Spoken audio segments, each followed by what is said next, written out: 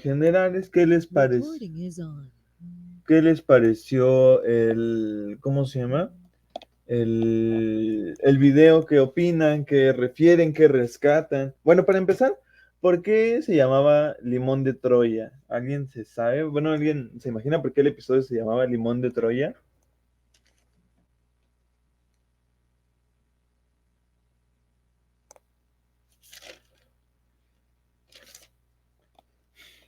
¿Alguien le suena? Bueno, así se llamaba el episodio, el Limón de Troya. ¿Alguien se imagina por qué? A ver, alguien dijo algo en el chat. Sería referencia al caballo de Troya, exactamente. O sea, de hecho, es una parte que hizo Homero. O sea, solo es un episodio, yo digo, es una parte del episodio chiquita, ¿no? Que hizo Homero. Nadie en la historia ha hecho algo tan increíble, algo así, ¿no? Pero sí es similar, ¿no? O sea, como por medio de engaño ya entraron directamente a donde tenían los autos, ¿no? Y sí, sí es por eso se llama Limón Troya el episodio. Pero bueno, ¿qué es lo que representaba el limonero? ¿Por qué era importante el limonero? ¿Qué era lo que representaba para Springfield? ¿Alguien? Incluso te pueden levantar la mano, ¿eh? ¿Alguien? ¿A qué se refería con que el limonero? ¿Por qué el limonero era importante?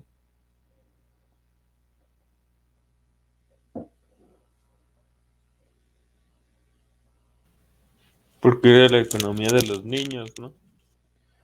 Ajá, también dice aquí Dominic la cuestión de la fundación de la ciudad.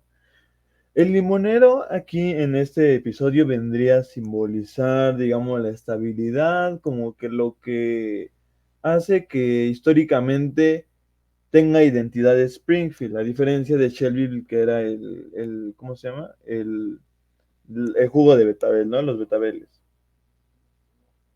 Ah, sí, cierto, lo escribió Paola, perdón, no había visto. Ese es el problema de aquí, que como que no se ven diferentes los nombres, pero bueno, está bien. Sí, sí, fue Paola, perdón. Ajá, exactamente.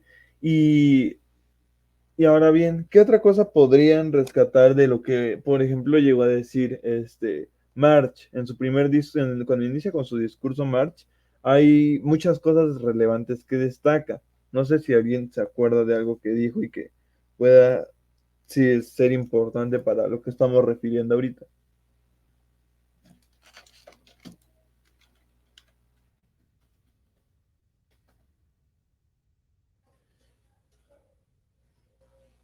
¿Alguien se acuerda? ¿Le suena?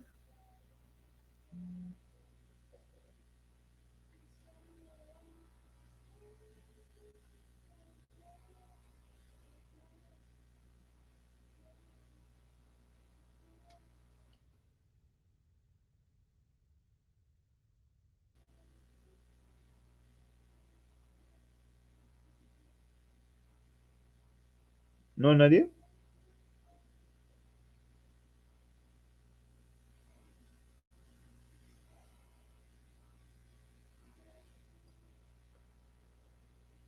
Ok, hay una parte en el discurso de March que ya recalca que Bart debe de respetar a su ciudad porque también es donde convive el pasado histórico, cómo es que la sociedad de Springfield está funcionando, que debe de valorar cada uno de los recursos que la misma ciudad tiene, ¿no?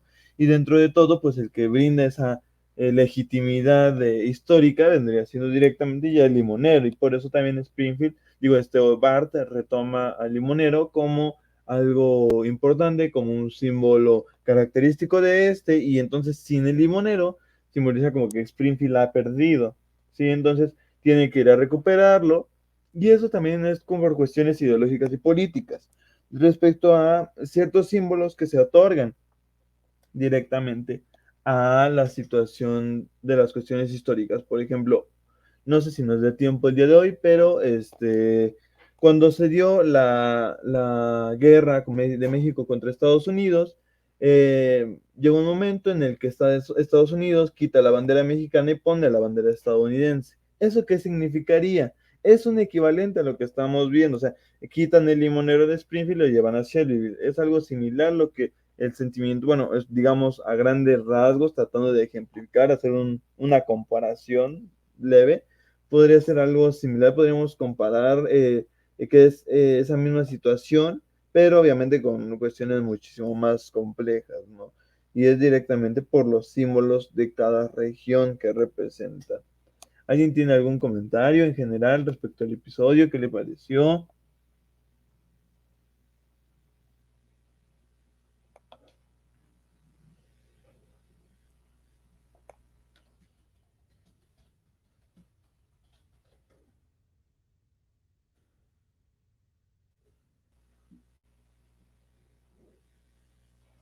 ¿Alguien comentó algo en el chat?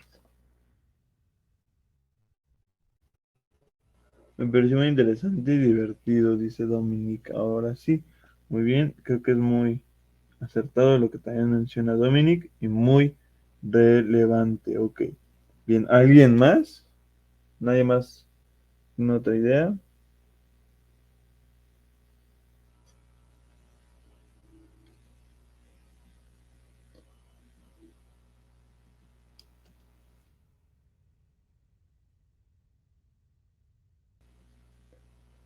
Me gustó el capítulo, es interesante y capta la atención. También dice Jennifer, una participación más.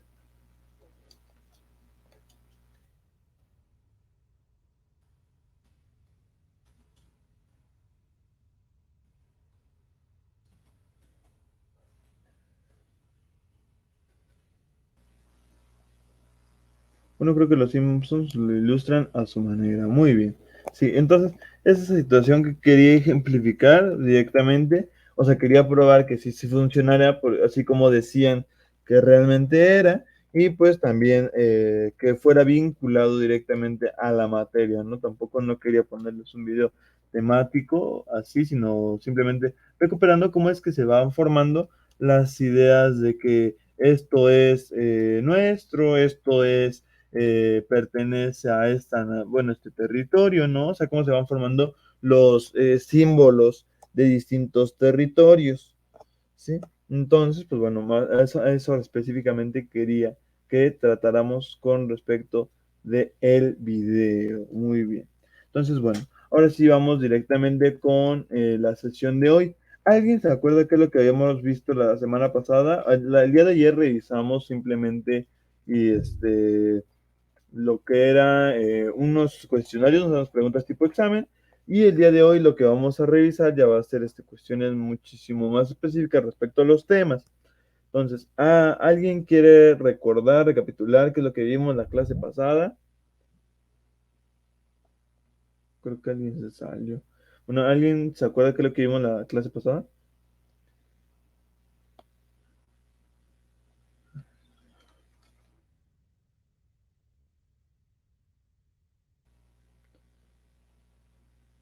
No me digan que no se acuerdan porque, ay, sí vimos muchas cosas la semana pasada.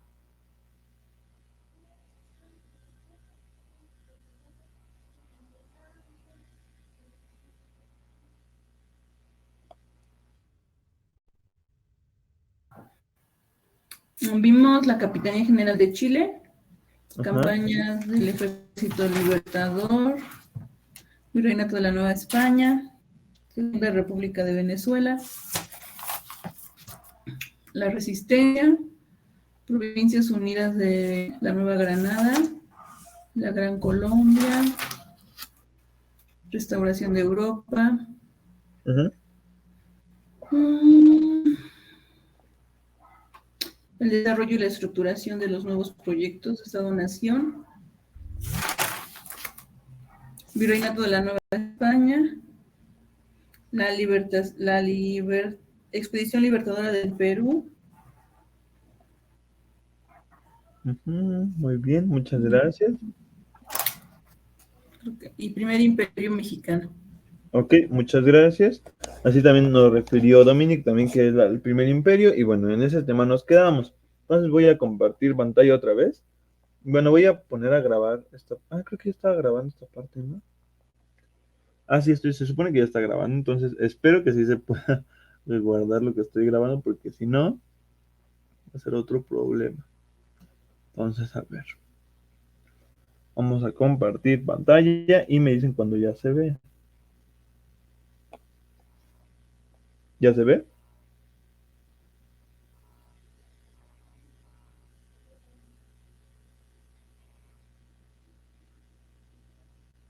¿Sí se ve?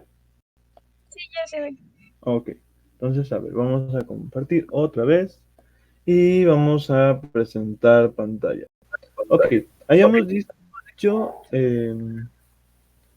alguien tenía su micrófono abierto.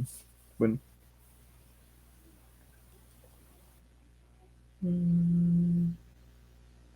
Ay, quise ver. Espérenme. Ricky, ya no sé qué hice. Ah, ya sé que, ya vi. Le había dado clic a otra cosa. Entonces, a ver. Ahora sí. ¿Se ve ahora sí la pantalla?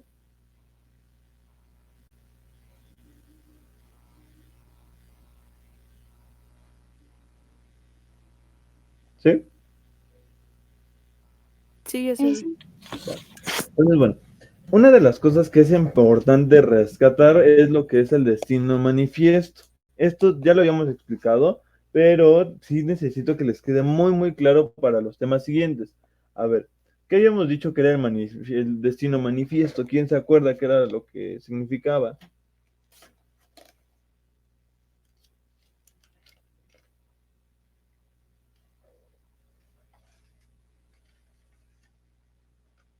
Así, abran su micrófono y ya me dicen, ¿vale?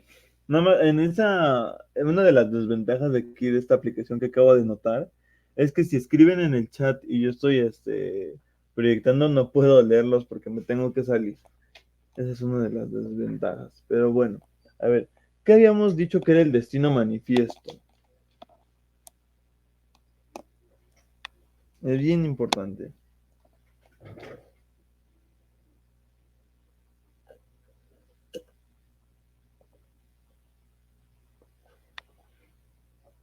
¿Sí se acuerda?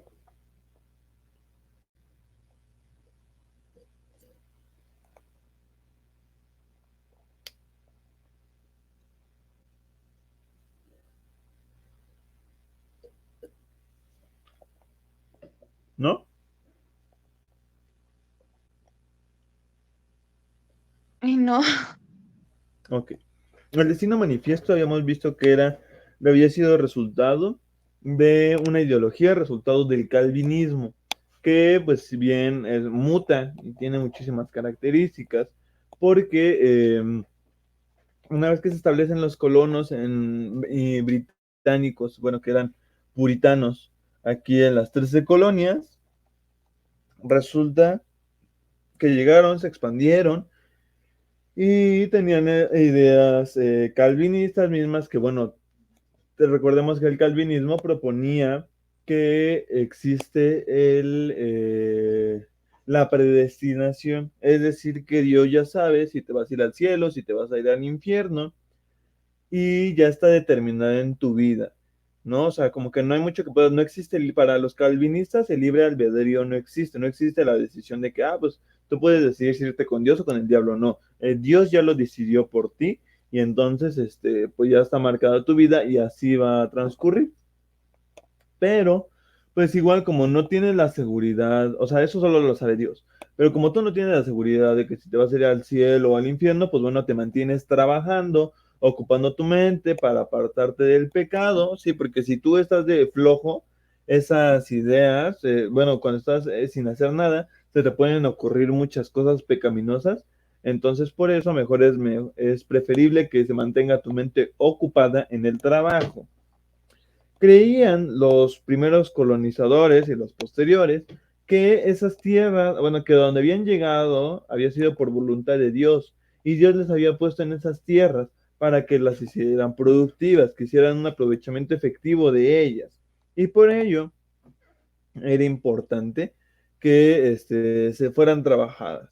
Sin embargo, veían con malos ojos a los católicos novohispanos que no aprovechaban estas tierras que estaban acá a su disposición. Recordemos que incluso para ese momento la Luisiana también pertenece a la Nueva España. Entonces como que les parecía mal porque decían, no, pues ellos católicos no están ocupando esos recursos, en fin. Y eso pues propiamente va a mutar en una ideología estadounidense en la cual ya cuando se independizan, ellos se sienten con la autoridad de que Dios les ha puesto para tener el paso del Océano Atlántico al Océano Pacífico, ¿sí? Que Dios les ha puesto como los ha puesto ahí, es su propósito obtener el libre paso hacia el Océano Pacífico. ¿Sí? ¿Sí me van siguiendo?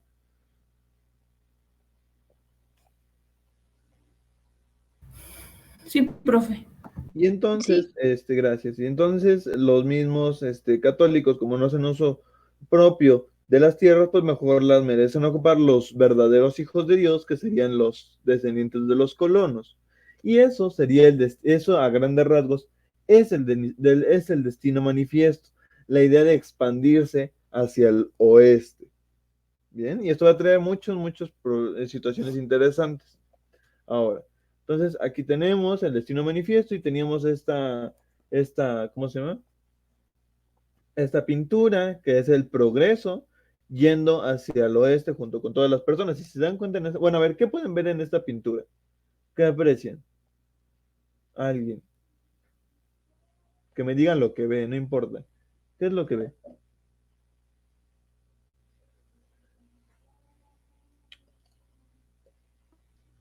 podría ser que están preparándose como para una guerra porque todos van hacia una misma dirección. Van hacia la misma dirección, ok.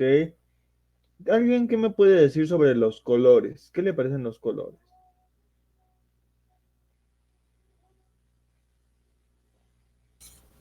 Fríos y apagados. Ok, fríos y apagados, ¿de qué lado? ¿O todo? De la izquierda. Exactamente, de la izquierda. ¿Por qué? Porque a la izquierda está el oeste, los territorios que fueron de dominio católico. Y del lado de la derecha, se ve una parte más clara donde ya estuvo el ambiente cristiano y ese pues va a movilizarse para llevar ese progreso que aún no tienen las tierras católicas hacia el otro lado. Y si se dan cuenta, aquí hay personas, entre comillas, civilizadas, que esa es la idea que se tiene en el siglo XVIII, que la gente, que hay gente civilizada e incivilizada. Y los incivilizados, según estas ideologías del siglo XIX y anteriores, los indígenas, los nativos, son los incivilizados.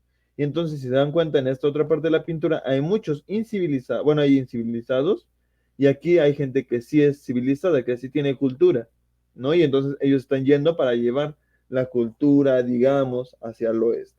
Es una idea expansiva, esto del destino manifiesto, y es importantísimo que lo entendamos para los problemas que después tendrá directamente con México, Estados Unidos, ¿ok? Bien, entonces, ahora, para este momento, para 1821, cuando se consuma la independencia de México, el, esta es la situación territorial en Norteamérica, ¿sí? Tenemos aquí, esto de gris pertenece a México, al México independiente. Bueno, aquí y acá abajo está, ¿no? No se ve. Pero, ¿qué es lo que pasa con los Estados Unidos? Aquí hay unos estados de color azul claro y de color azul, digo, de color verde. ¿Alguien se imagina por qué? O sea, alguien dígame, ¿por qué cree que unos son azules y otros rojos? Ah, no, olvídenlo, ya se ve, ya se ve. Se ve acá abajo, acá dice las acotaciones. Bueno, X. La situación aquí es que, si recuerdan, el Congreso estadounidense fue influenciado por la monarquía parlamentaria que se conformó en Inglaterra. Ya lo habíamos visto cuando se dio la guerra civil en Inglaterra, bueno, las guerras civiles, Oliver Cromwell y todo eso. Vimos cómo cómo se conformaba el, el poder legislativo en Inglaterra. Y después eso la va a adoptar las 13 colonias.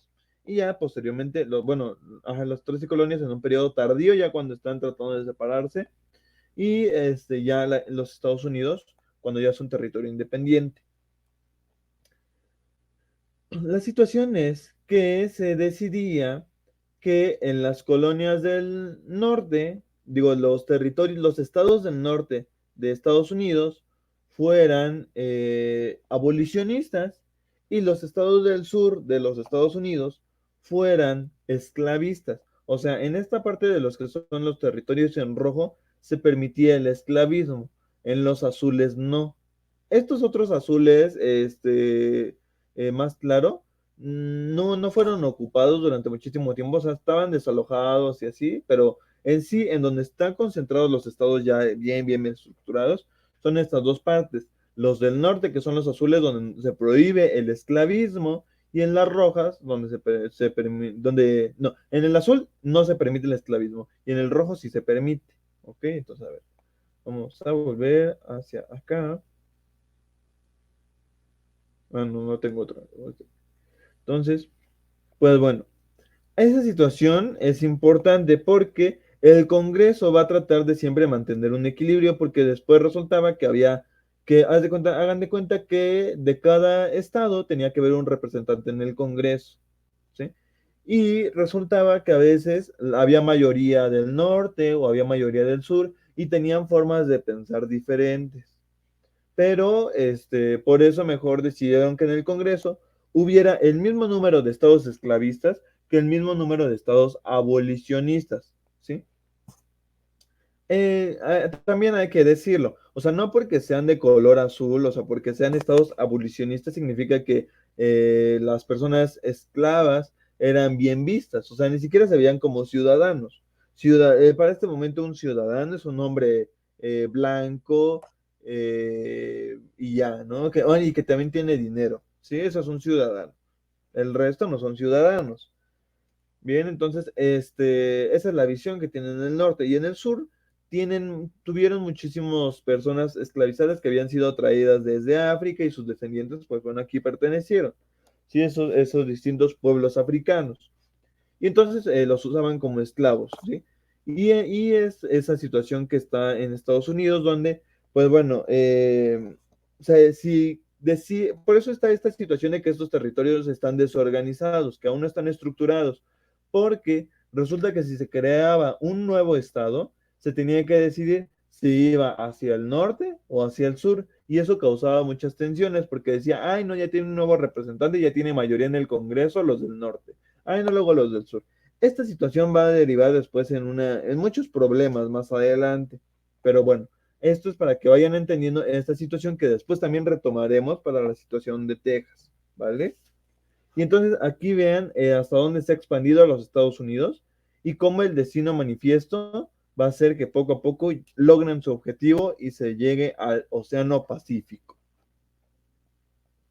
Ahora bien, vamos hacia la otra parte de Norteamérica, donde está México. Para ese momento ya se independizó México y se funda el primer imperio mexicano. Primero, habíamos dicho que se da la entrada del ejército trigarante ya de una vez que se firmaron los tratados de Córdoba con Juan O'Donoghue, entran directamente a la Ciudad de México, hijo de Iturbide, Agustín de Iturbide, junto con todo el ejército trigarante, y hasta atrás viene Vicente Guerrero con otras personas. Y entonces, lo que se había acordado en el plan de Iguala había sido que, recuerden que el plan de Iguala es cuando en la consumación deciden establecer una alianza, Agustín de Iturbide con el bando insurgente, y entonces, pues bueno, así como que quieren llevársela en paz. Y así, pues bueno, ya tener, primero, los objetivos, recuerden, del plan de Iguala, era crear un México, un país independiente de España, pero que sea gobernado por una monarquía, ¿sí? Habíamos dicho que lo que se quería era que quien reinara fuera Fernando VII. Querían que viniera Fernando VII y reinara en el Imperio Mexicano. Y que si no podía Fernando VII, que entonces mandara a alguien de la realeza Borbón a que gobernara en la región. Que la religión católica fuera la única en todo el territorio, y pues que, pues, según por parte de Vicente Guerrero, que se unieran los distintos grupos sociales, ¿no? Que habían sido marginados, que se unieran como personas mexicanas también integrantes de esta nación. Y bueno, se va a formar entonces, una vez que ya se dan los tratados de Córdoba, le habló, en los tratados de Córdoba no fue Vicente Guerrero, solamente fue Agustín de Iturbide y se vio con Juan Onoju, y entonces le platicó acerca de un objetivo, de una postura política que era la de regencia. En lo que llegaba, o sea, porque se le mandó una carta a Fernando VII, una invitación de que viniera a gobernar México, y entonces en lo que llegaba esa carta y venía, Fernando VII pues se iba a formar un gobierno provisional, que era la regencia, en la cual, pues bueno, eh, el generalísimo del ejército trigarante, en este caso Agustín de Iturbide, iba a ser el máximo jefe militar de todo el imperio. También, pues bueno, ante la situación de los riesgos políticos que llegaron a darse, deciden muchas personas huir del país porque, pues, obviamente son ricas, pero no quieren meterse en más problemas y perder dinero, entonces deciden evacuar el país y pues bueno, eh, se dan distintas posturas políticas quienes pertenecen a los altos mandos políticos, estarían conformados por las dos ideologías masónicas principales, la yorquina y la escocesa, eso también ya lo habíamos revisado. Y entonces, pues bueno, para este momento en la regencia se forman tres bandos ideológicos. Unos, que son los republicanos, proponen que se cree este país sea mejor una república federal. ¿Sí? Que sea una república y pues tenga un presidente y cada territorio esté dividido y tenga su propio representante, pero también había otros borbonistas. Estos señores eran quienes apoyaban la idea de que viniera Fernando VII o alguien de sus familiares a reinar, es decir, que se mantuviera, que se fuera una monarquía este territorio. Y finalmente los iturbidistas, donde solamente era el ejército de Iturbide que lo apoyaban en todo momento y decían que, bueno, pues que él fuera quien dirigiera la nación.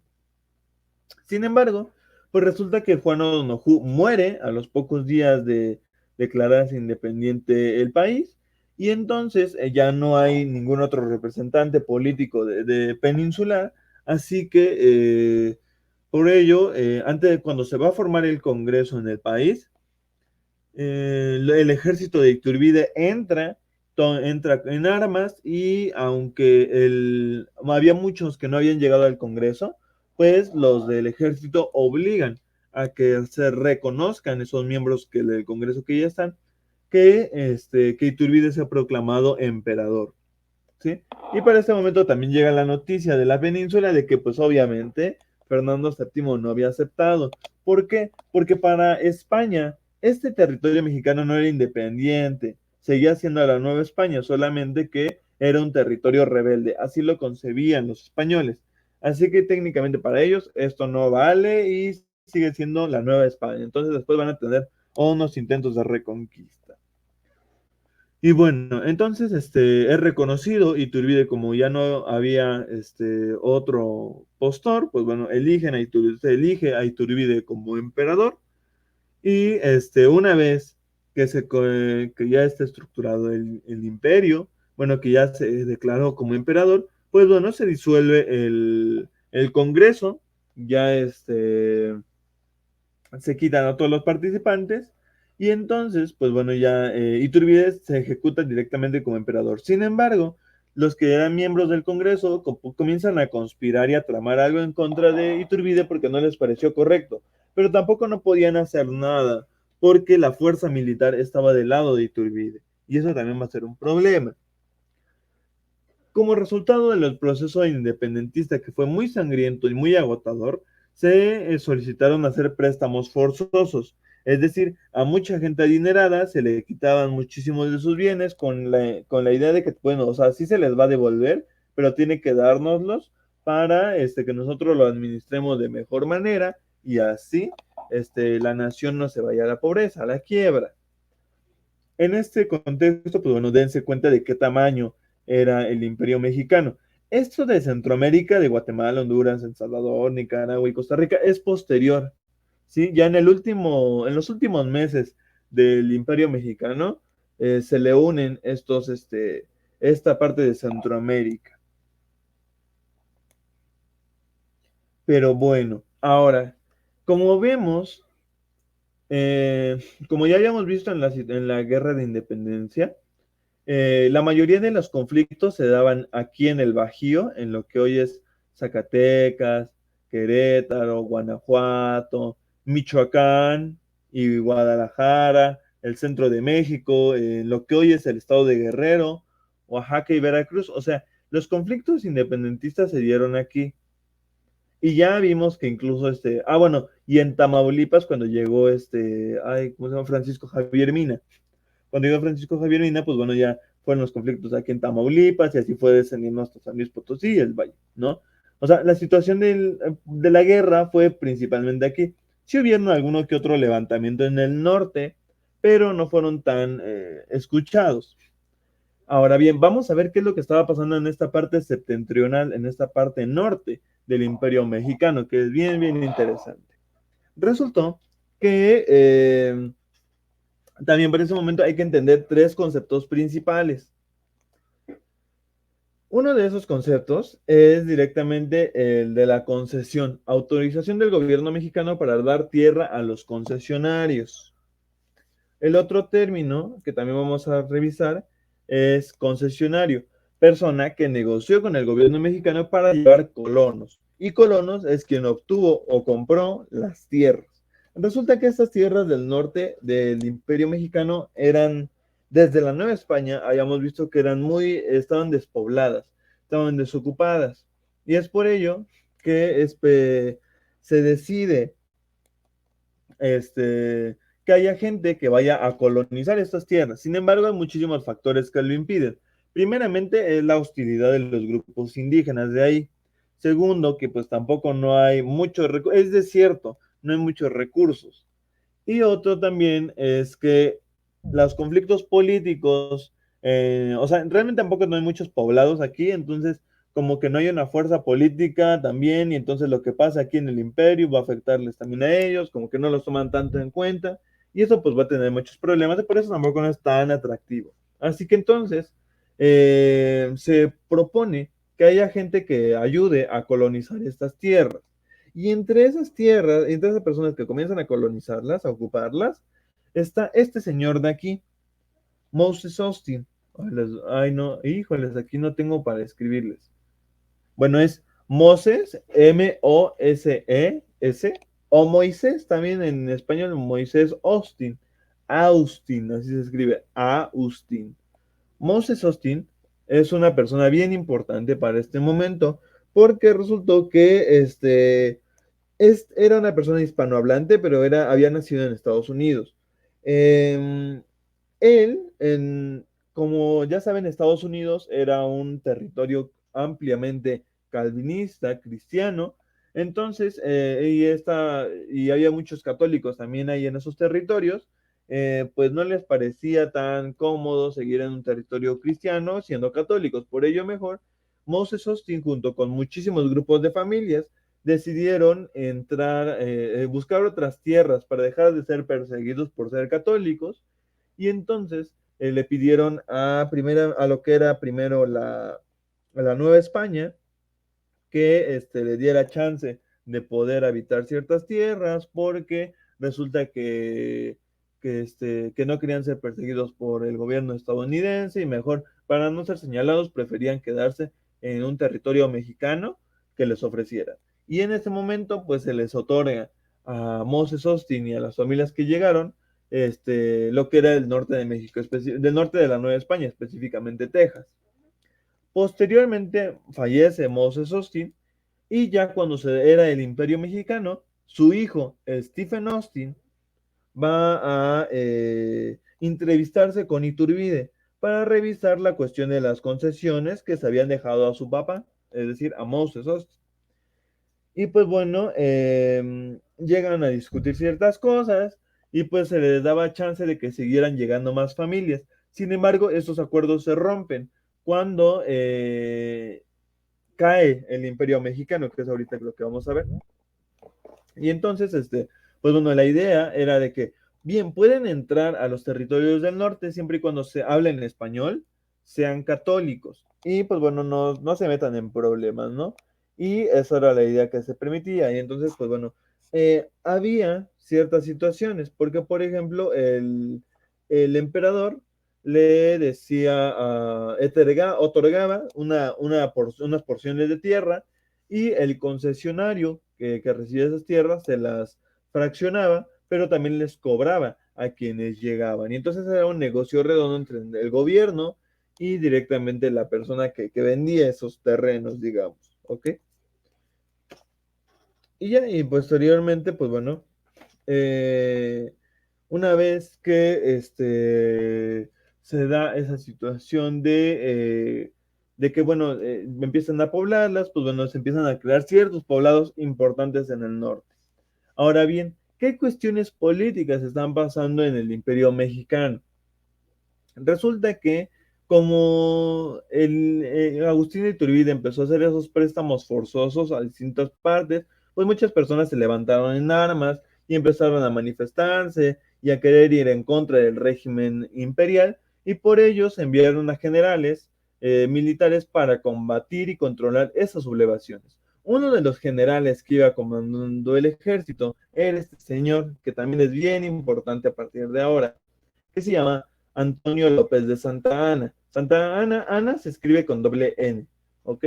Entonces, llega junto con su ejército Antonio López de Santa Anna y resulta que en vez de atacar y suprimirlas, llegan a negociaciones donde, pues bueno, estos mismos grupos rebeldes le dicen que mejor vayan todos en contra del régimen imperial de Iturbide, porque está siendo muy abusivo, y a esas negociaciones se le van a conocer como el plan de Casamata, entre las cuales pues bueno, están principalmente estos puntos de respetar las garantías del plan de Iguala, donde pues bueno, se dé esa importancia de que no solo la élite importa, sino todos los integrantes de la sociedad, que se desocupe el puerto de San Juan de Ulúa, ya lo habíamos revisado cuando vimos la Nueva España y en las cuestiones del comercio, qué importancia tenía el puerto de San Juan de Ulúa, y pues resulta que ese era un reducto donde para este momento aún había españoles, y también que se estableciera una república en lugar de un imperio. Y entonces, ante la tentativa de que el ejército se le volteó a Iturbide, pues finalmente terminó abdicando, es decir, renunció a su cargo como emperador y se exilió. A quienes se juntaron a este plan de Casamata fue Vicente Guerrero, eh, Antonio López de Santana y Nicolás Bravo. Estos tres personajes principales, además de todas las demás personas, se unieron en el plan de Casamata para ir en contra del imperio. Y así terminó, realmente duró como menos de un año, un poquito más de un año, duró muy, muy poquito el primer imperio mexicano. Bueno, obviamente tampoco no sabrían que era el primero, ¿verdad? Eso ya va a ser más posterior cuando ya le den este término de primer imperio. Pero bueno, ¿hasta aquí todo claro?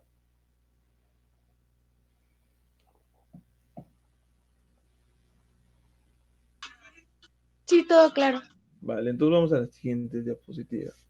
Ahora bien, una vez que se formó el primer imperio, resultó que se redactó un documento importantísimo a partir de ahora, y a partir de ahora ya podemos decir que existe el México realmente ya como una república a partir de ahora, ¿sí? Entonces, vamos a ver, ¿por qué se redactó la Constitución de 1824? La primera constitución que realmente se aplicó en todo el país.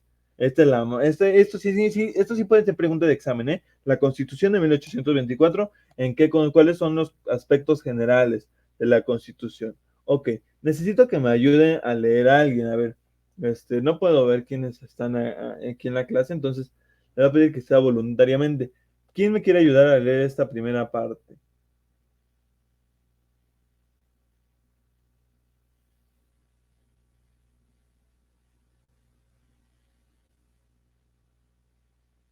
¿Alguien? Yo. Sí, por favor. Decreto de 1 de octubre de 1824. Constitución Federal de los Estados Unidos Mexicanos. En el nombre de Dios Todopoderoso, autor y supremo legislador de la sociedad, el Congreso General Constituyente de la Nación Mexicana, en desempeño de los deberes que le han impuesto sus comitentes para fijar su independencia política, establecer y afirmar su libertad y promover su prosperidad y gloria, decreta lo siguiente. ¿Hasta ahí o más? Hasta aquí, muchas gracias. Sí. Hay algo importante que rescatar. Sigue estando la religión católica totalmente imbricada, mezclada con las cuestiones políticas, que eso es algo muy característico de la Constitución de 1824, ¿sí? Que la religión aún tiene muchísima influencia, ¿sí? Ya lo vimos en esta primera parte de la Constitución. Ahora bien, ¿quién me ayuda a leer esta otra parte?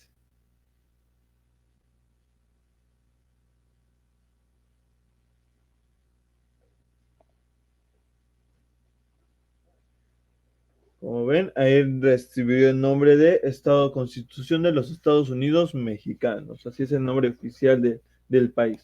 ¿Quién me ayuda a leer lo demás? Bueno, el otro párrafo. Desde donde dice título.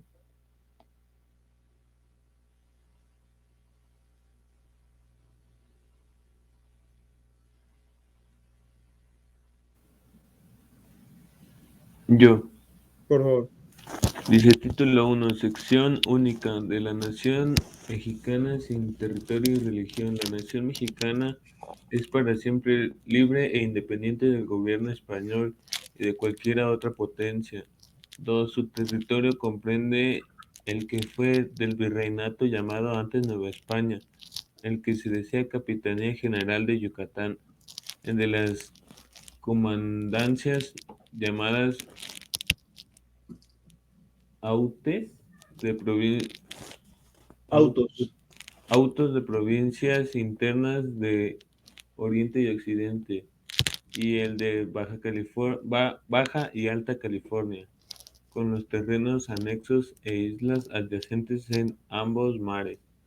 Por una ley constitucional se hará una demarcación de los límites de la federación, luego que las circunstancias lo permitan. 3. La religión de la nación mexicana es y será perpetuamente la católica, apostólica, romana. La nación la protege por leyes sabias y justas y prohíbe el ejercicio de cualquier otra. Ok, muchas gracias. A ver, aquí descartamos otro aspecto general de la Constitución de 1820. O sea, lo que estamos leyendo es el documento en sí. Obviamente, ya está transcrito, pero es como, es directamente la Constitución, el documento. ¿Ok?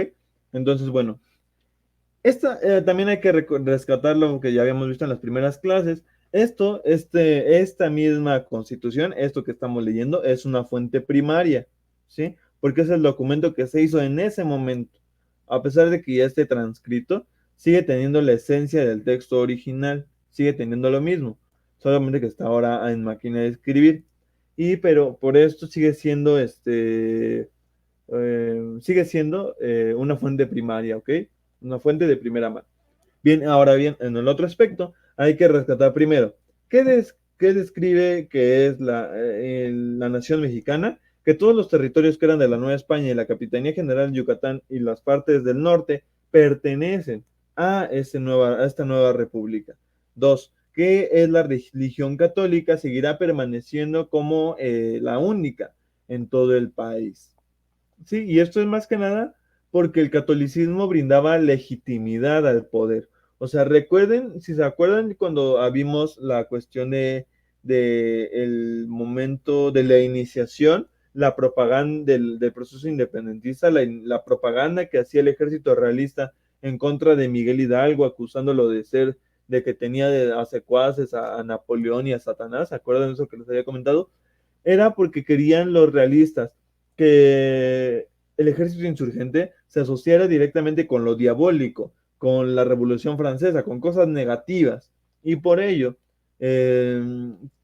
para que no se desprestigie la República Mexicana y para que no piensen que igual está del lado de los franceses o del lado del anticatolicismo o de Satanás o del diablo, pues tenían que reafirmar la cuestión de la religión católica, ¿sí? Por eso tenían que reafirmarlo, para que brindara seguridad ideológica a las personas. Ahora bien, ¿quién me ayuda a leer el título 2? Que también es bien importante.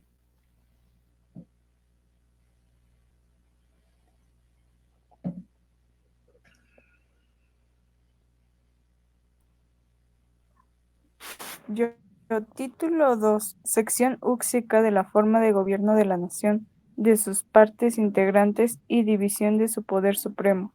La nación mexicana adopta para ser gobierno la forma de república representativa popular federal. 5. Las partes de esta fuler Federación.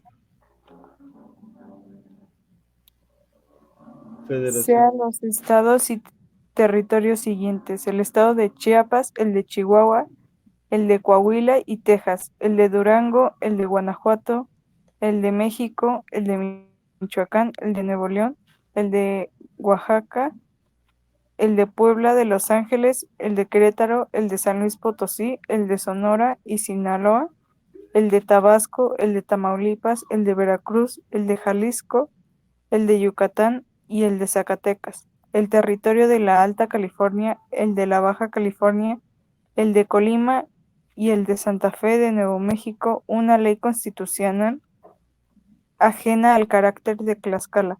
Se divide al supremo poder de la fe de la Federación para el ejercicio en legislativo, ejecutivo y judicial. Muchas gracias. Entonces aquí vemos otra característica de la Constitución de 1824, ¿sí? Que el poder supremo del país se dividirá en tres principales: el legislativo, el ejecutivo y el judicial. El ejecutivo representado directamente por un presidente, y ahorita creo que lo menciona un poquito más adelante. Otra de las cosas importantes a destacar aquí es que si habían visto el mapa anterior del Imperio Mexicano, Texas es un territorio independiente,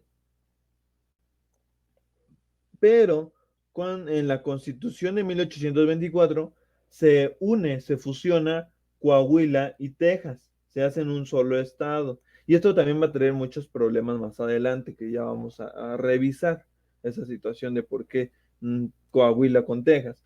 Pero bueno, a ver, ¿quién lee el título 3?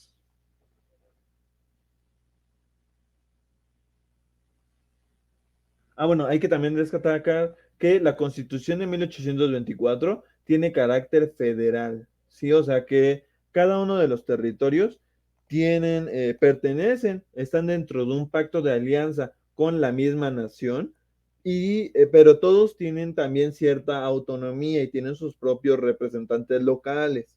Y todos ellos están representados en una sola figura, que es el presidente de la nación, ¿ok? Ese es, pero sí, pero la diferencia a lo que se tenía con anterioridad es que ahora los distintos territorios tienen autonomía y que cada territorio también tiene su propio representante, su propio gobernador, ¿ok? Como lo que está hoy en la actualidad en el país.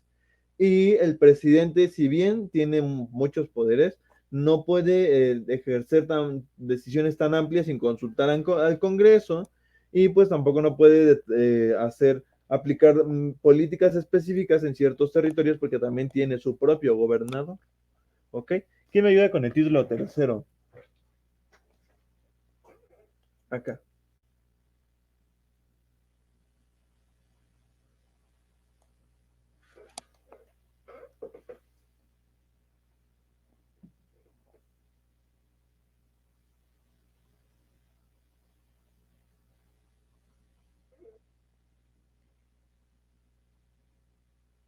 ¿Quién más?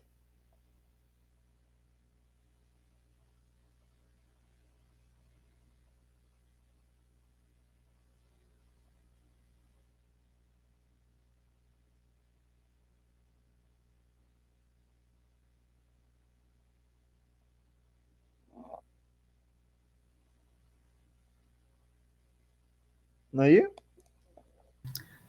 Bueno, Profe, yo sí. es que no, yo no alcanzo a leer las letritas chiquitas, perdón. A ver, entonces, a ver. Permítanme tantito, vamos a...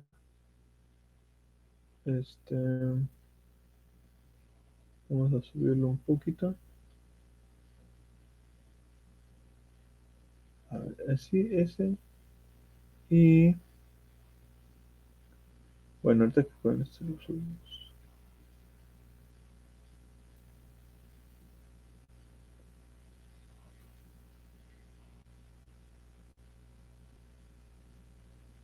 A ver, ¿ya se ve?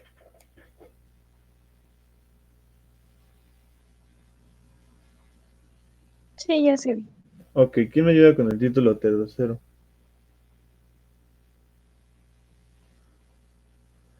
El título tercero sería este primer punto hasta el punto y después ya me salto a otros artículos que no considero tan importantes y ya continúa con estos otros.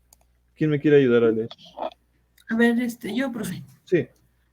Título 3, del Poder Legislativo, sección primera, de su naturaleza y modo de ejercerlo.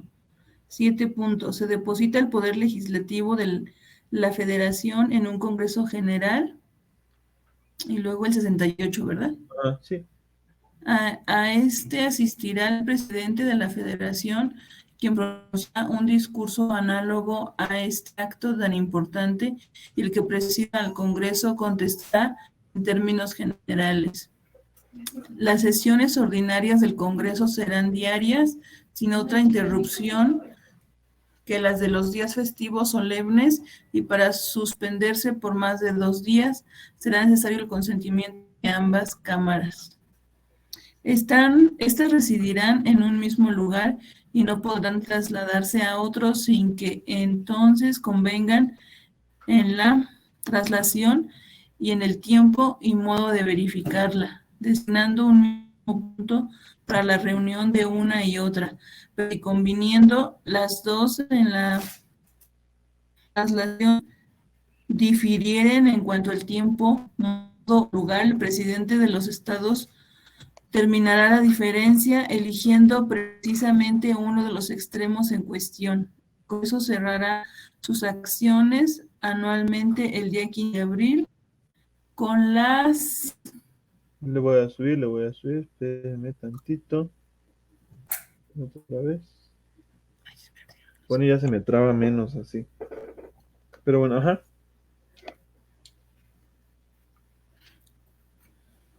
Ay, no creo que me subí mucho. A ver, creo que no se ve. A ver. ¿Dónde subí? Me subí. A ver. ¿Qué nos quedamos? En Con el la... 71. Sí, sí, sí, está bien. Vamos a ver. Vamos a presentar otra vez. Ok, ajá. De ahí me sigo con el 78. Sí, ajá. Con la... Bueno, ajá, creo que ya no. Es que de aquí el 71 punto ya no veo el 72. Ah, sí, ahorita, a ver, estoy viendo eso, a ver, creo que sí. Ah, sí, ya entendí. Era de la misma. Ah, no. Ah, lo corté, bueno. Bueno, entonces eso es importante, eso era lo que leyó su compañera. Es muy importante también la cuestión de que si nos damos cuenta, hay dos cámaras ya, la Cámara de Diputados y la Cámara de Senadores. Eso también se propone en la Constitución de 1824, que el poder legislativo esté dividido en dos, ¿ok? Y bueno, em, ¿quién me ayuda con el título 4 del Supremo Poder Ejecutivo? Es decir, del presidente.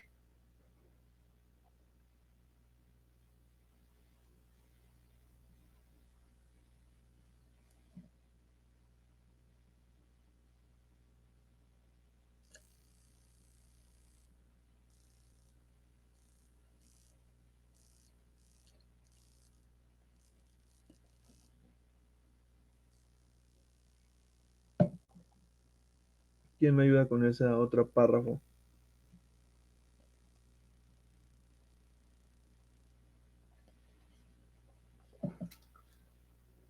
A ver, Título 4 del Supremo Poder Ejecutivo. de la Federación.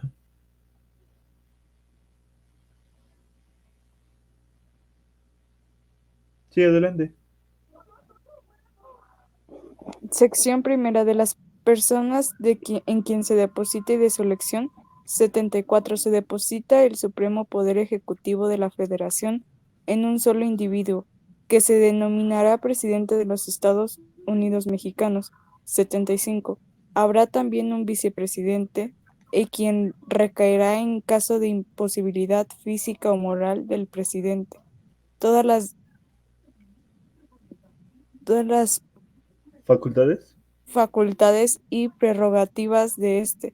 76. Para ser presidente o vicepresidente se requiere ser ciudadano mexicano por nacimiento, de edad de 35 años cumplidos al tiempo de la elección y residente en el país.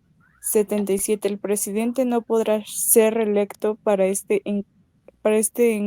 encargo, sino al cuarto año de haber cesado en sus funciones. Muchas gracias. Aquí hay otras características importantes respecto a la cuestión del presidente. Primero, habrá un presidente y a su lado habrá un vicepresidente que estará a cargo en caso de que el presidente esté imposibilitado de ejercer acciones. Esto es importantísimo para esta primera parte de la República Federal, de la primera República Federal. En la cuestión de que aquí se impone, que se tiene la idea de que también hay un vicepresidente, ¿ok? ¿Qué, qué más? ¿Qué más? ¿Qué más? Y pues, que así se permite reelecciones, pero que no sean consecutivas, sí, que no sea así como de que ya terminó mi gobierno y vuelvo a gobernar otra vez, o sea, sino que tenga que ser interrumpido. Ok.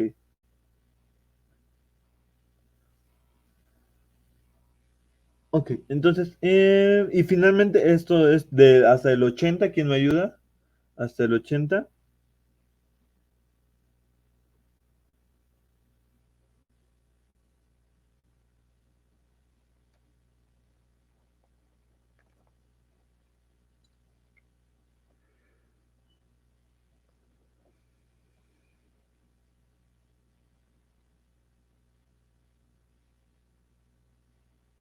Aquí del 78 al 80, ya es lo último para tener que continuar lo siguiente.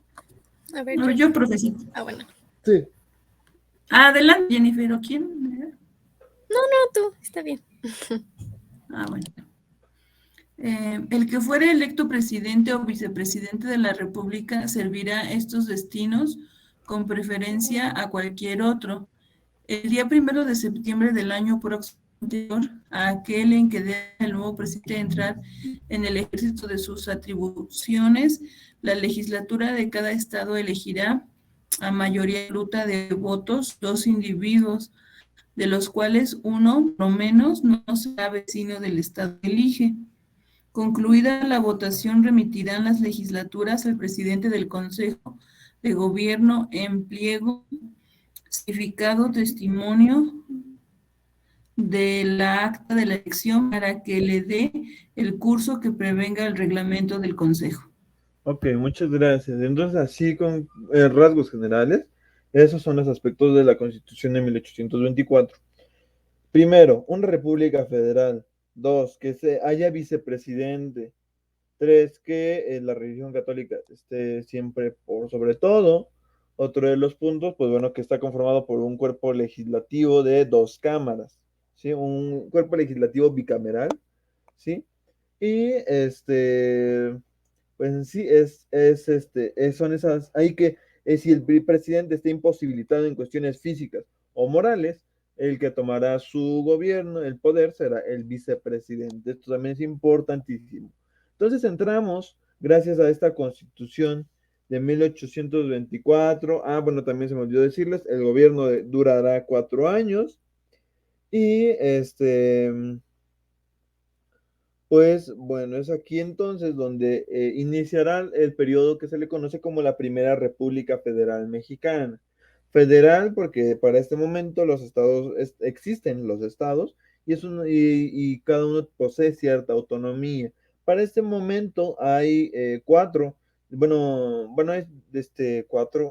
hay hay varios presidentes, pero ninguno, solamente el primero, llega a ocupar los 4 años. Ninguno del resto de los demás presidentes llega a ocupar el gobierno durante ese periodo exacto, ¿ok? Entonces, bueno, aquí tenemos, si se han dado cuenta, he cambiado cómo ha sido el escudo.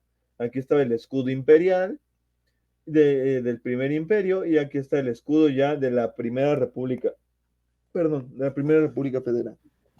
Profe, ¿y quién Sí. implementó esa constitución? Fue Esa fue organizada por el Congreso en general, es decir, quien es cada representante del territorio.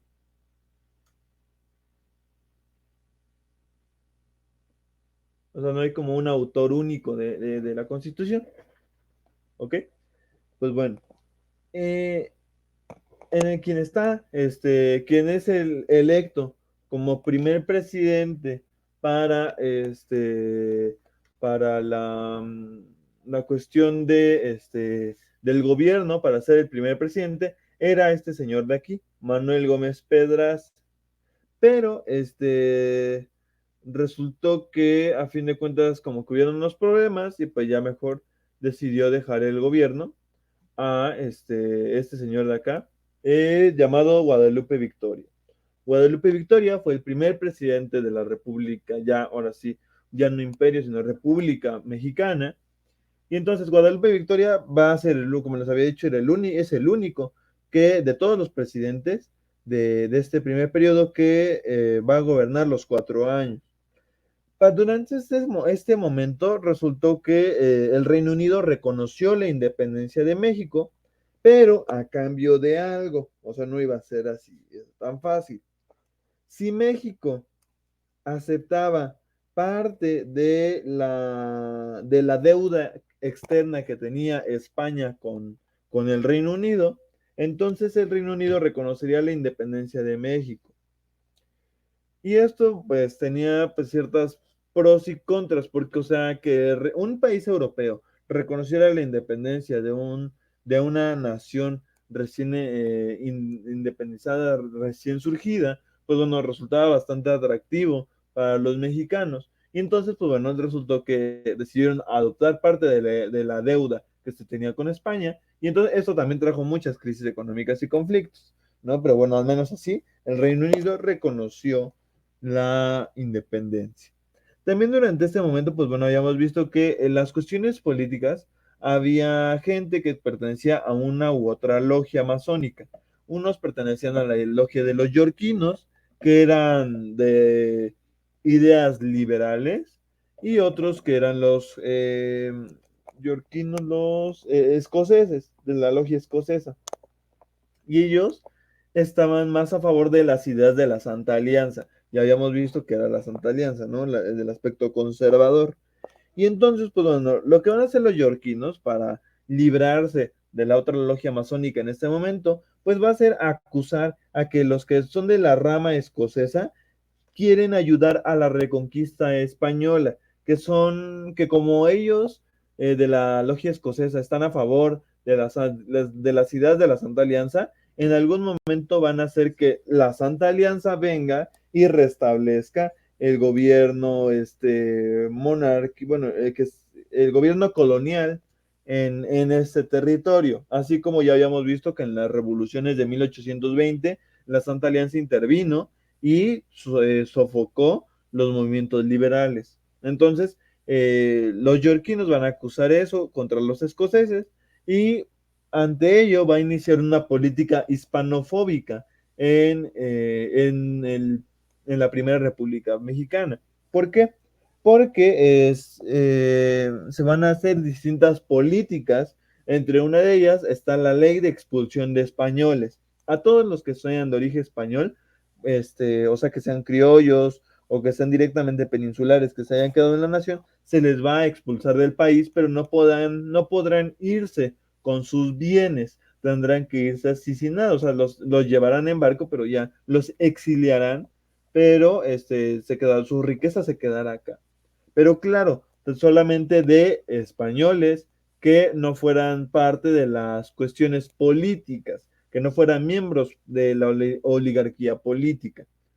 Si eran gente común y corriente, pues bueno, a ellos sí, y ahí se dieron muchas separaciones de familias y muchas molestias, pero bueno, Esas son las medidas que se van a aplicar, y a los de la logia escocesa también se les va a expulsar. Y pues bueno, durante también el gobierno de Guadalupe Victoria se va a dar lo que se conoce la capitalización, capitulación de San Juan de Ulúa, ¿sí? El fuerte de Veracruz, que como les había dicho, había sido ocupada por era el mayor reducto español que aún quedaba en la República Mexicana. Entonces van a emprender el ejército federal, va a ir y atacar y tomar el puerto de San Juan de Ulúa, lo va a sitiar hasta que ellos se rindan, y pues se rinden, y es donde termina el último reducto español que quedaba, gracias a estas mismas ideas hispanofóbicas, ¿sí?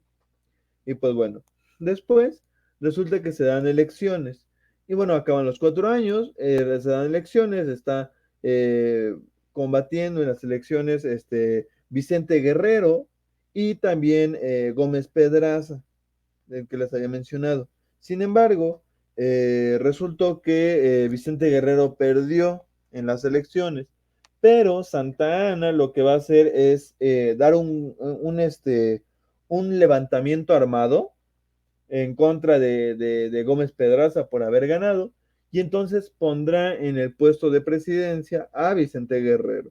Y Vicente Guerrero, hay que recordar algo, a las diferencias raciales que se tenían en ese momento. Se tomaba directamente a Manuel Gómez Pedraza como un criollo más, y como estaban en apogeo las ideas hispanofóbicas, pues podrían causar muchísimos conflictos en la nación. Entonces, quien iba más adecuado al pueblo y quien compartía muchísimas de las ideas populares, pues bueno, era Vicente Guerrero. Porque recordemos que él fue el primer presidente afromexicano, ¿no? Era descendiente de distintos pueblos africanos, y entonces, pues bueno, él era más legítimo para el pueblo republicano. Por ello, pues bueno, llega y se establece el gobierno de Guerrero y queda como presidente, porque, o sea, la idea general era de que, pues bueno, se hicieran nuevas elecciones, pero ya no se hicieron. Simplemente el Congreso, como estaba amenazado por Santa Anna, decidieron aceptar a Vicente Guerrero como presidente, pero se dieron muchísimos conflictos, porque llegó a darse una crisis económica bastante fuerte en el naciente territorio, de tal manera que el ejército militar, como en su mayoría, la mayor parte o sea, para este momento había muchísimos militares, bastantes, y no alcanzaba el dinero para pagarles.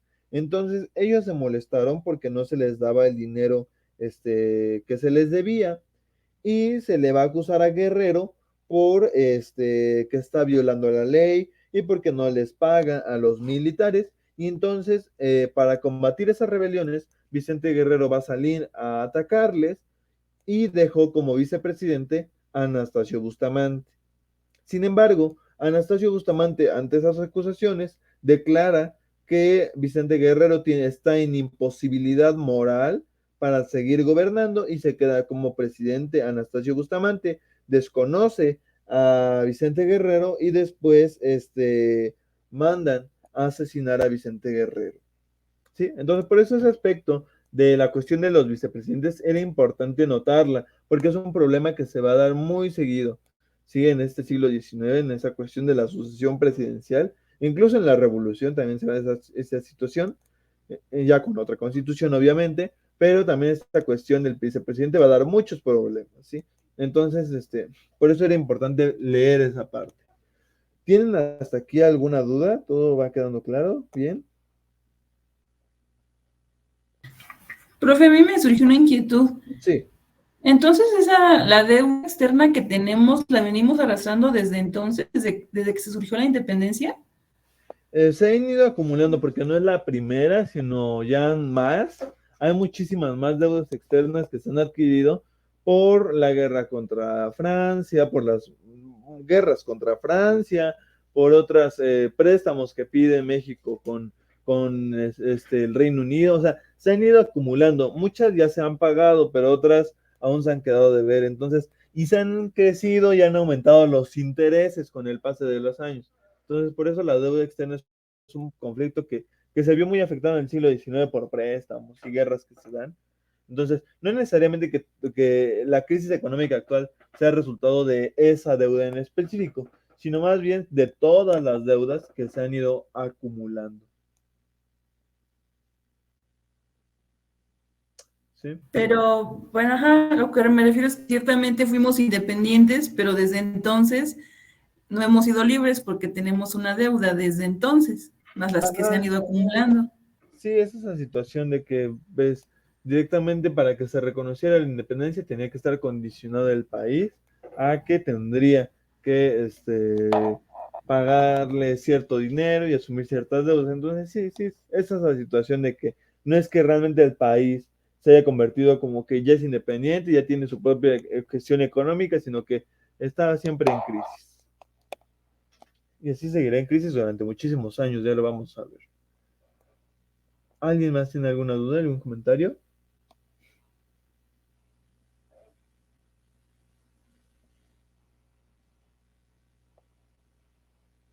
No, bueno. Entonces, bueno, no sé qué les pareció la dinámica de esta plataforma. No sé si les agradó, les gustó, no les gustó, qué les pareció. No sé, quiero escuchar sus comentarios. A ver, alguien dijo algo en el chat. Me agradó, dice Dominic. ¿Qué más? ¿Qué más? Si les gustó, prefieren aquí o el Zoom. La desventaja que yo le veo es que no puedo leer los comentarios. Por ejemplo, aquí una de sus compañeras dicen, ustedes escuchan al profesor, y pues eso yo no lo alcancé a escuchar que llegó ese mensaje. Entonces, cuando comparto pantalla, pues ya no veo los mensajes del chat. Esa sería una desventaja y también que no puedo dibujar en la pizarra. Esos son como que dos puntos no tan a favor. Pero pues aquí, ajá, a diferencia de esto, de que ahora pues ya en esta plataforma no tenemos límite de tiempo, ¿sí? Entonces, lo único que voy a ver ahorita es cómo es la cuestión de la grabación, pero pues ya si sí se queda la grabación, pues bueno, ya seguiremos mejor por acá, pero si no, pues ya nos iremos para el Zoom. ¿Alguien no está de acuerdo? ¿No le gustó? ¿Alguien tiene algo negativo respecto a esta plataforma? ¿No?